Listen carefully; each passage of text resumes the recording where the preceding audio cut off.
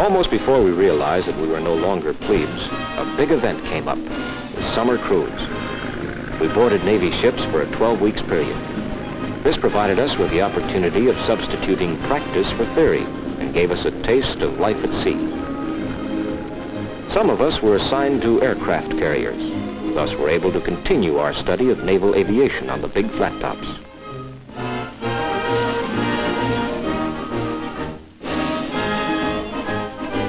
We were not qualified aviators, but there were many things to learn about such things as carrier takeoffs, duties of a flight deck officer, air group tactics, and combat air patrols.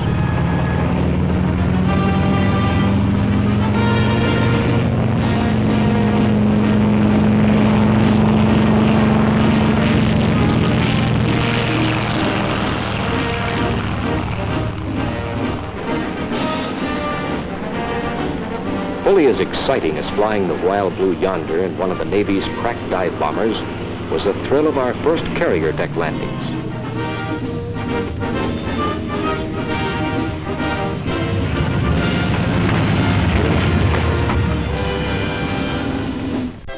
Another part of my class boarded mighty battle wagons. Here they learned to run a giant man of war. During the first part of the cruise, one got the idea that the most necessary ingredient for a ship's operation is cleanliness, but we weren't taken along as ballast. On the bridge, we learned signaling.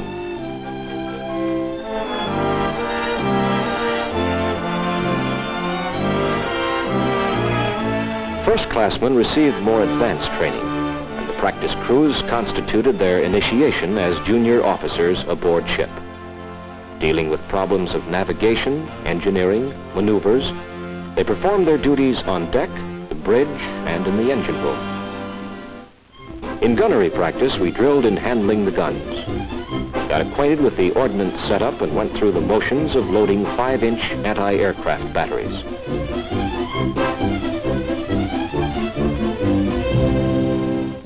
All these drills had their compensations, however. Shore leave in foreign ports. Our first one is something we never forgot.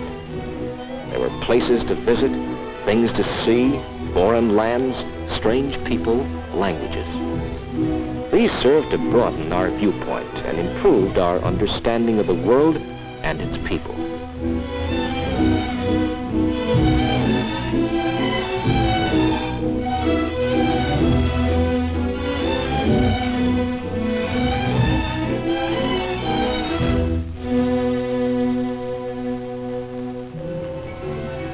Homeward bound now, and a real thrill came up.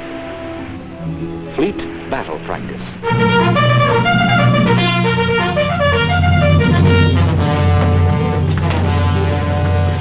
I guess the biggest kick came from the fact that we were part of the operation, a part of the accuracy, a part of a great fighting machine.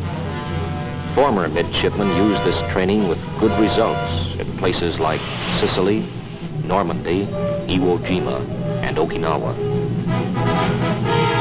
And when the main battery, the 16-inchers, began talking, it was like nothing you ever heard before.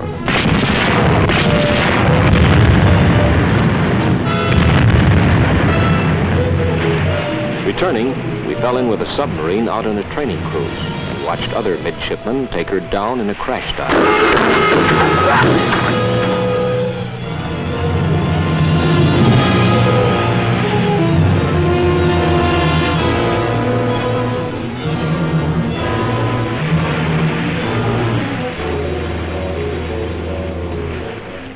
After some 12 weeks, we steamed into Chesapeake Bay. The squadron was home, and my first summer cruise had ended. When our faithful friend Chief Tecumseh began receiving his weird coat of paint, it meant but one thing: the football season and the game of games was coming up, the classic Army and Navy football game. Tradition has it that the great chief in his fancy war paint helps our team bring home a victory. The left-handed salute, it is believed, clinches the bargain.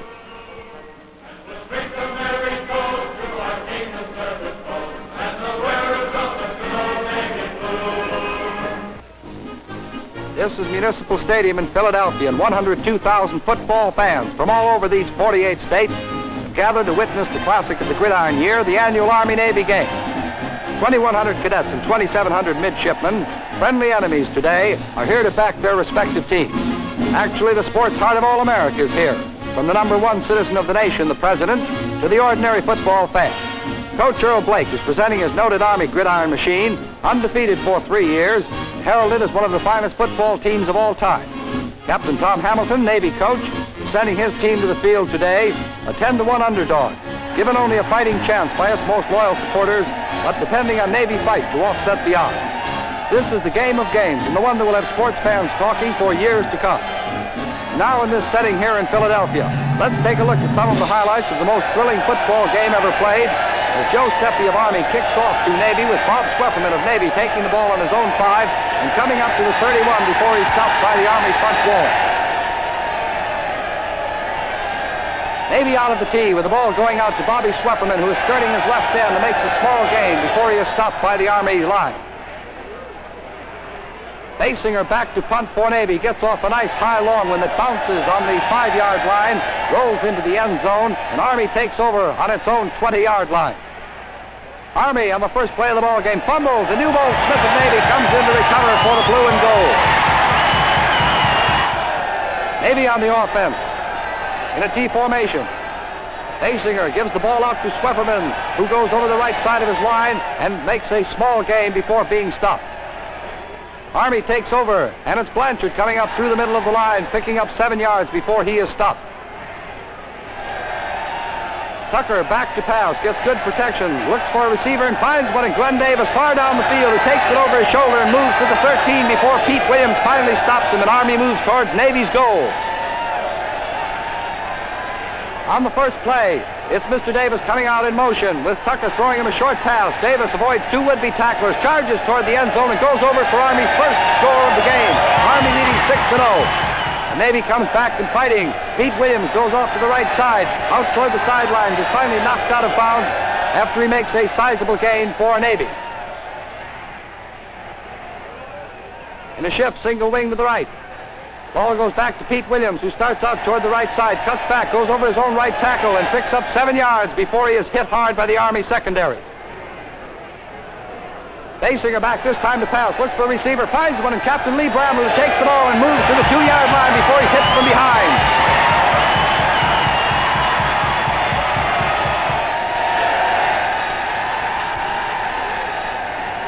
Shifting over for the quarter, Basinger goes over in a quarterback sneak and scores for Navy, and the blue and gold is back to this football game, and these biddies really get a chance to cheer. Once again, Army takes over now, deep in their own territory. The ball goes this time to Davis, who drives over the right side and picks up 12 yards before he's finally stopped. Davis out in motion. Tucker hits him with a pass, and he moves up to the midfield strike before he's stopped by the Navy secondary. It's a powerful Doc Blanchard over the right side of his own line and drives to the outside, going to his right and running all by himself away from 3 Navy would-be tacklers, and goes over for the score standing up.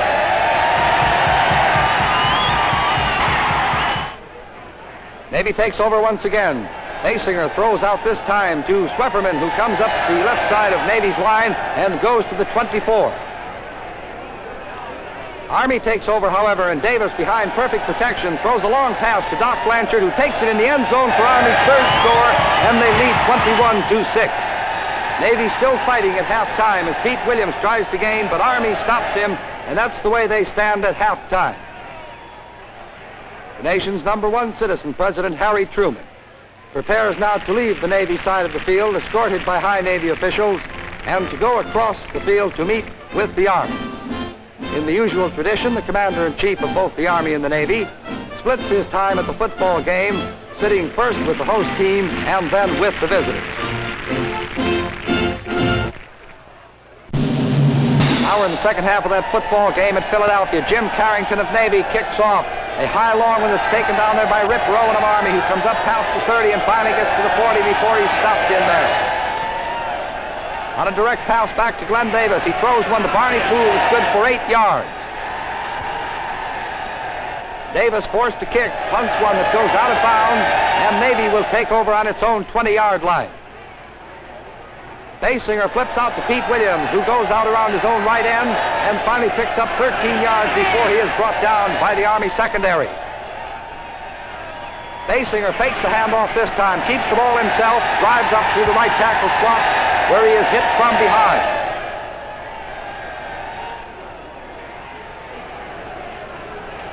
Basinger again keeping the ball, going back, fades the pass, looks for a receiver, finds one in Art Markell, hits him on the 23, and he moves to the 15 before he is stopped. Shifting, single wing to the right. Ball goes back to Hawkins, he flips it out to Pete Williams, who goes around his own right end to the 4-yard line before he's knocked out of bounds. The Navy surges goalward. Hawkins takes it from Basinger and drives over for a touchdown for Navy. And the midshipmen really get a chance to cheer as Navy fights back. Army with the ball, and Blanchard up through the middle. Powerhouse is through for 10 yards. Again, it's Blanchard trying for the first down, but that big front Navy wall won't let him through, and Navy takes over and also charges the ball game. Basinger throws out to Billy Earl. Billy looks for a receiver and finds one deep in Army territory. And again, the blue and gold moves goalward. At the change of quarters, Navy driving in there for another touchdown is short on its first attempt. Flip out this time to Billy Earl, who throws to Lee Brammer for the score, and Navy is back in the ball game with the count reading 21-18. Army again in possession, fighting now to hold Navy off. Davis looks for a receiver, throws a long one deep in Navy territory. Pistol Pete Williams takes it over his shoulder at the 10, comes back up with perfect blocking, moving up past the 20, finally gets to the 34 as Navy goes after that fourth and elusive touchdown here in Philadelphia this afternoon. Navy driving down deep now as Junie, the fullback, drives off the right side, down to the 15, to the 10, to the 5, and he's finally knocked down on the 3-yard line. Time running out on Navy as they try the left side of the line for no gain. This time to the right side, and still that Army line will not let them through. In a single wing now, it's a flip out from Hawkins to Pete Williams, and Pete goes to the 4-yard line where he is stopped, and that's where the ball game ends with Army the winner, 21-18.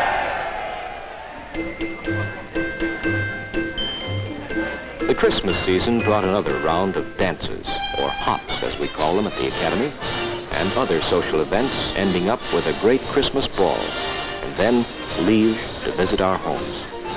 Girls from almost every state in the Union, over 2,000 of them, parents and friends, were invited aboard for the occasion. Decorated expressly for the evening, Dahlgren Hall became our ballroom.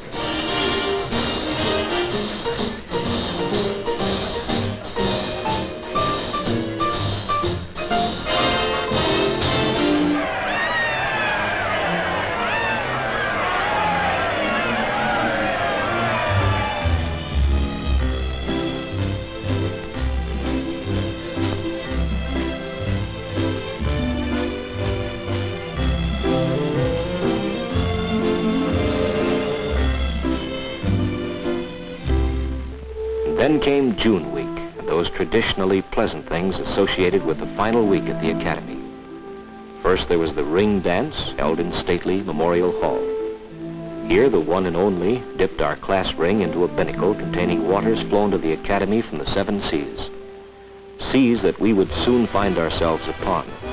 Waters we would learn to know well.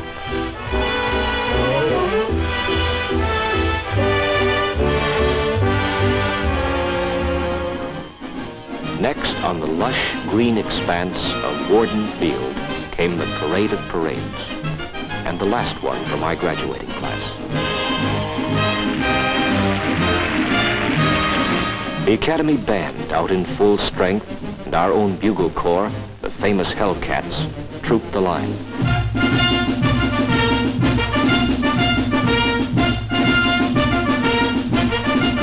On that day occurs the inspiring ceremony of presenting the colors. They are awarded annually to the midshipman company with the highest record.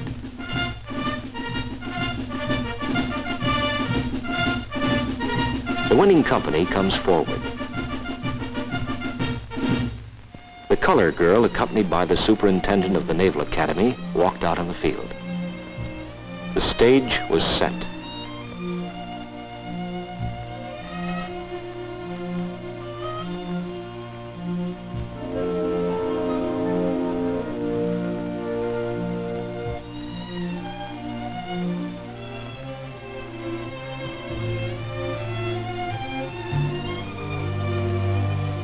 First, the national flag. And then the brigade flag was passed to the winning company.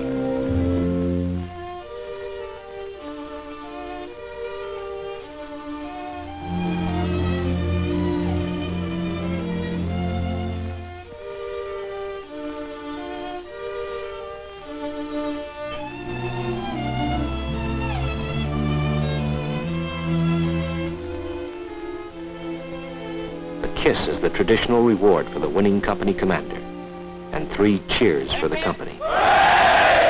That's it! That's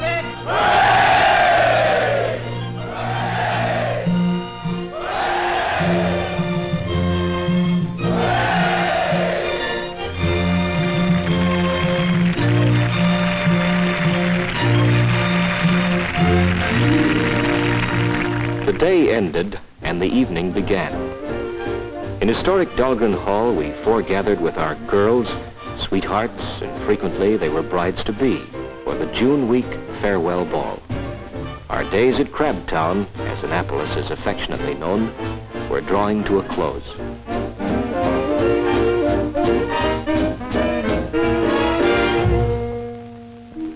Finally, the day of days arrived. We received our commissions in the United States Navy and Marine Corps and headed for a new and more responsible duty.